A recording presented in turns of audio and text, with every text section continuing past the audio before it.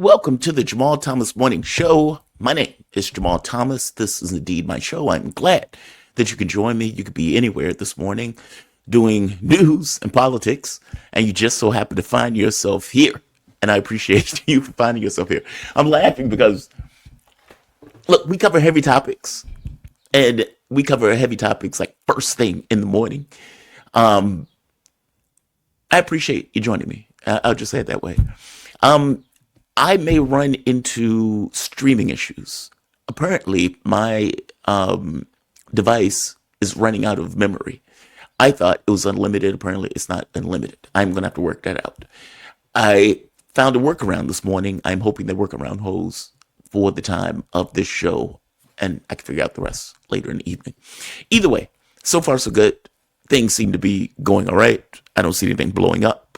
The world is great. What's happening? Chat, Sir Bikes a lot. It is great seeing you. Move off that operating music, please. I don't control that. That's a StreamYard thing. I don't control that, Sir Bikes a lot.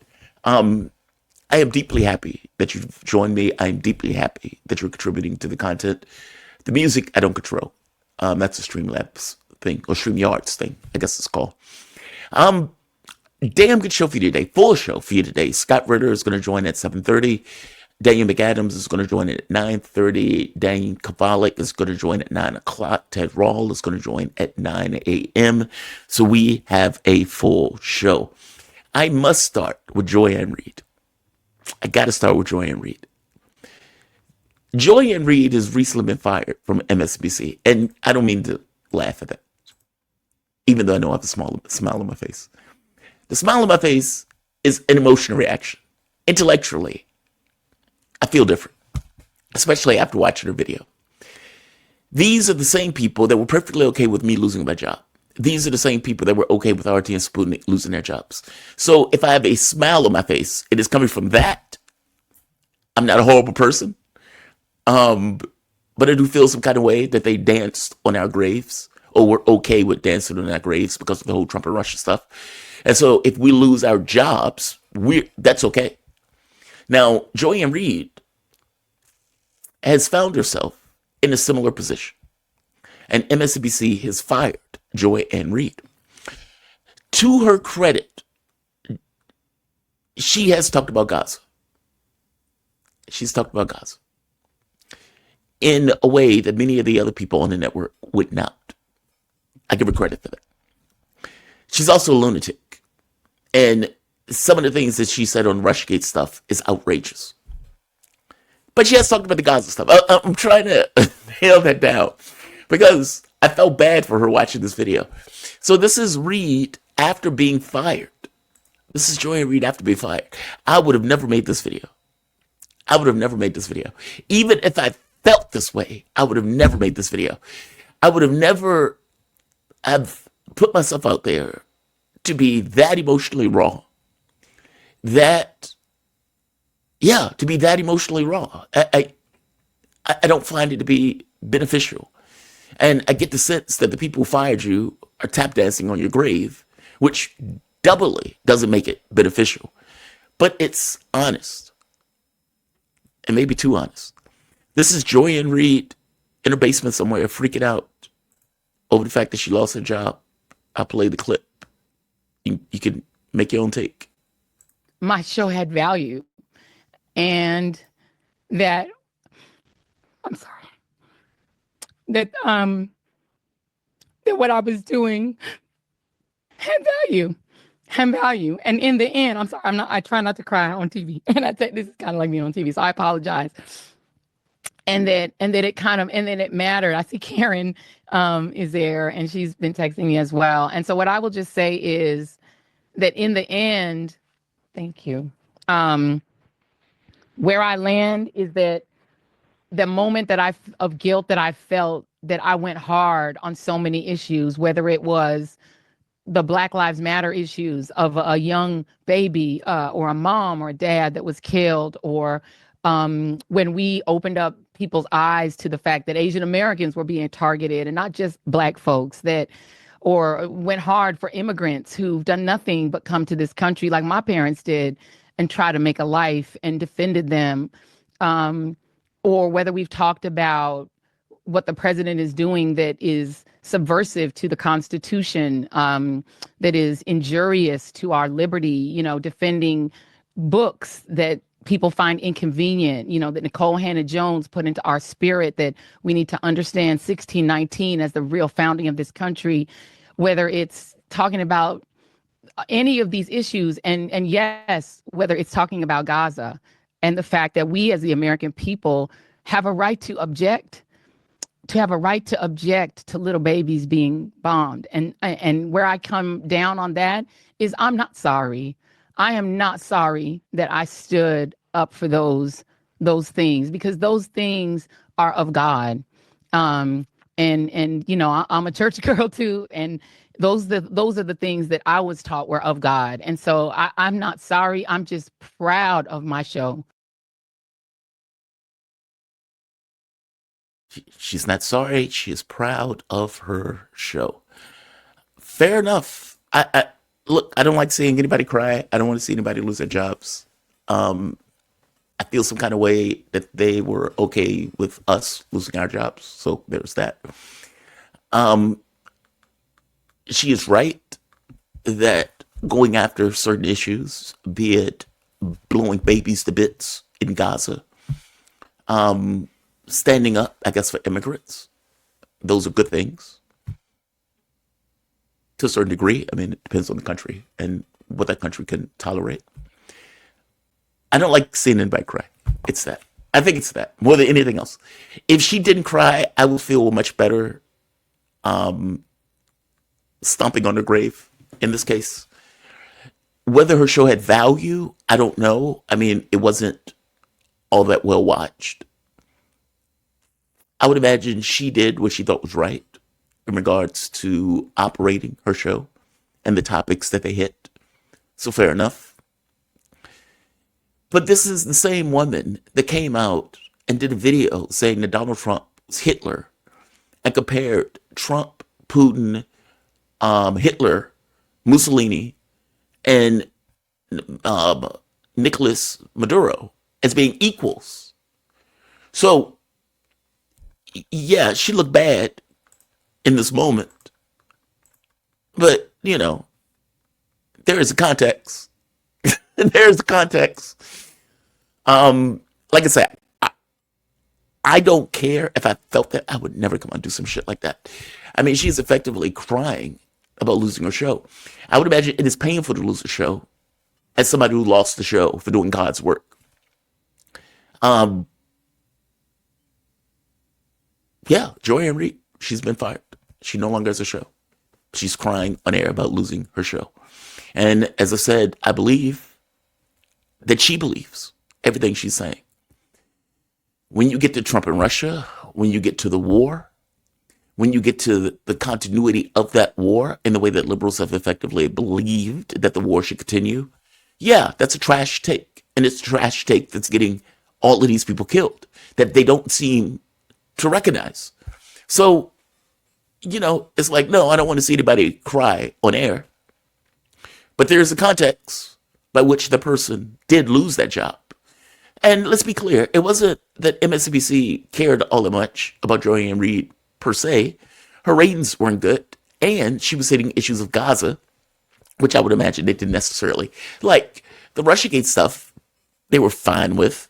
The prolonging the war stuff, they were fine with. Anything that said about Trump, including Trump as Hitler, they were fine with. And these are things that featured prominently on Joy Ann Reid's show. So, it's not a loss, at least for my take. No, I don't want to see anybody lose a job. Is it a loss? No. No. I don't mean to be brutal. I'm just being honest. Don't mean to be brutal. Just being honest. Macron. No, I'm not going to go to Macron. I'm going to go to this fuckface, Brian Stelter. I'm going to go to fuckface Brian Stelter. This is an astonishing thing to say. And I've heard Americans say it before. I've heard Lindsey Graham say it. I've heard, I forget the guy with the eye patch, I think Dan Crenshaw. I've heard them say this. It is grotesque to a radical degree. This is Brian Stelter. Listen to what he says here. This is an astonishing thing to say aloud, and to say it with infinite confidence that what's being said is okay. Explicit, at least it's pretty obvious what's happening. Some of this I fear is about illiteracy on the part of the voters, not knowing, for example, about the spending that's going to Ukraine that's actually funding American technology, right? Funding American manufacturing plants. And by the time you do learn those facts, it's too late. But I do think, look, not to explicit, at least it's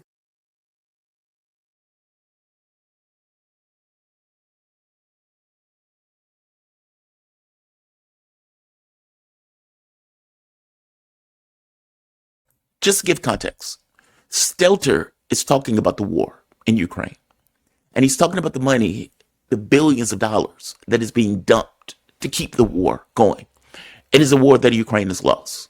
But Stelter is sitting here effectively saying, look, this money is coming back to us. And because the money is coming back to us, it's not that big of a deal. Nearly 1 million people have been killed. And somehow Stelter doesn't connect the money that is going into it that is allowing those people to continue to be killed. Stelter's take is that, hey, the money is coming back to us. What's the big deal? We are getting all of this money, all of this hundreds of billions of dollars are going to our weapons manufacturers. Isn't this phenomenal? And the moment that you explain that to the American public, it's too late. So, the American public shouldn't feel any kind of way about all of these people being killed and all of this money going into Ukraine because we're getting the money back. Are you out of your mind? Are you out of your mind? What you are saying is true, but there is a consequence for it. The consequence being hundreds of thousands of people are being killed. Why doesn't that matter to you? Like, why is that irrelevant to Brian Stelter? Why, in this moment, as Stelter is making this argument with the dome that he has at his disposal, and it's a mighty dome, why doesn't the fact that all of that money that is being dumped into Ukraine is also equivalent to people losing their lives, why doesn't that register to Stelter? Why? How have these people become so dead on the inside? As Joy Ann Reid says, she's a church girl. I'm not a church guy. I grew up in a church. As a basic minimum, people losing their lives is usually seen as a negative. Usually. Stelter doesn't seem to get that. And instead, his focus is on, hey, our weapons manufacturers are doing phenomenal. So what is the issue? The issue, Stelter, is that the weapons manufacturers are doing phenomenal for war, A, that should have never taken place, and B, massive number of people are losing their lives. It's that. How is Stelter missing that? How does a man with a dome, this radical, miss something very basic that we are talking, very cavalier about human life? If Stelter's ass was dragged out and put into a press gang and was forced to fight a war where they put a potato and a gun in his hand, he would come to a different conclusion.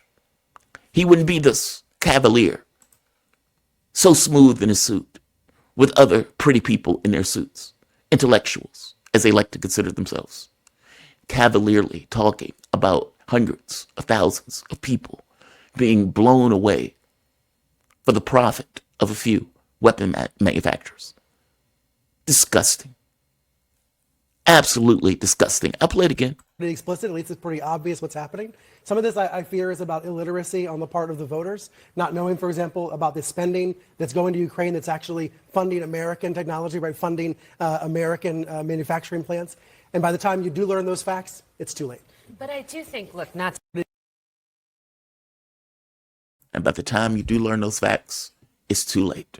You would obviously be on the side of supporting the war. You would obviously be on board for us dumping more and more money and weapons into Ukraine. You would obviously be on that side if you understood that our weapons manufacturers are doing phenomenal. You're out of your fucking mind. He is out of his mind. This callous, cavalier attitude towards the destruction and elimination of life is disturbing. And somewhere along the way, liberals have lopped in on this also, where in their minds, going after Trump means going after everything that Donald Trump is doing, whether there is a value set to it or not.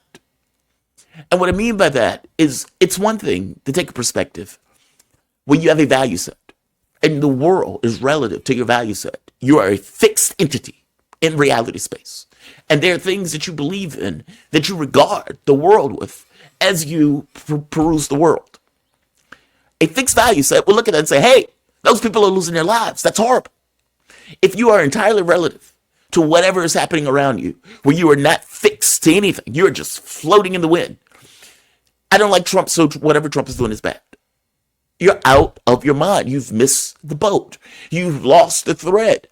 If he is ending a war, applaud him for that. If you need to hit him for what he's doing in America, hit him for what he's doing in America. Those are different things. I'm saying that your values, in the way that Democrats always talk about their values, should bring you to a place of he's ending the war that is good. And these arguments of, well, this money is coming back to us, so what is the big deal with hundreds of thousands of people losing their lives? That is outrageous argument. That is the argument that Stelter is making. That is the argument that many are making in regards to, well, at the very least they were making.